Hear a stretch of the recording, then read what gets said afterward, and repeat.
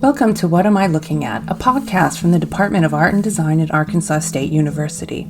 My name is Dr. Leah Long, and I'm a professor specializing in ancient art. Throughout this series, each presenter will be giving insight into works of art that are in some way unusual, sometimes strange, sometimes hard to understand. I hope you enjoyed today's exploration of the visual on your radio.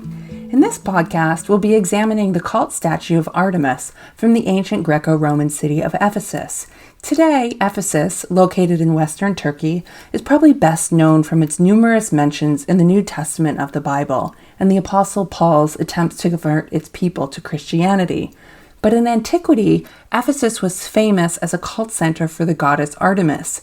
Her sanctuary, first built in the 7th century BC and enlarged multiple times into a huge marble temple, was one of the 7 wonders of the ancient world.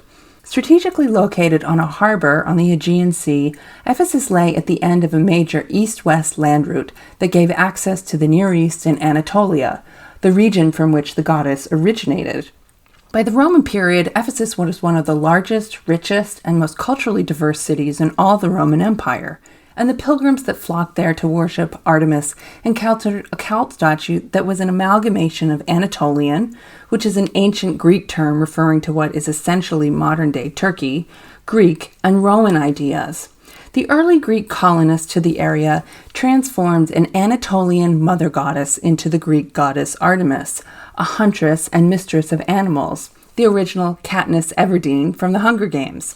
While Artemis of Ephesus was worshipped as a Greco-Roman divinity, she retained her Anatolian iconography. Her sacred image is a stiff figure wrapped tightly in an elaborate garment, festooned with lion and cow attachments on her body, and massive decorative and zodiac necklaces.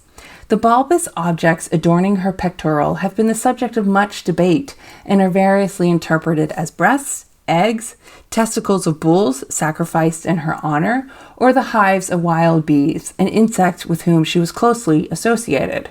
As part of her role as protector of the city, she wears a tall mural crown, symbolizing the walls and temples of the city, while at the outer sides stand deer, one of her favorite animals.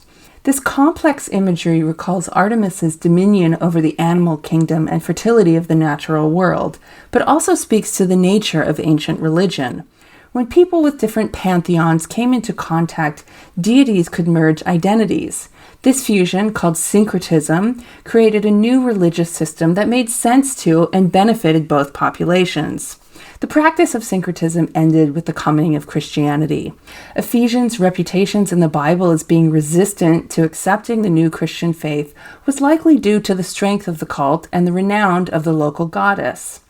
A single reconstructed marble column is all that exists of her temple today, and large stork birds indigenous to the area have taken over the place where Ionic capitals once stood as nests for their babies.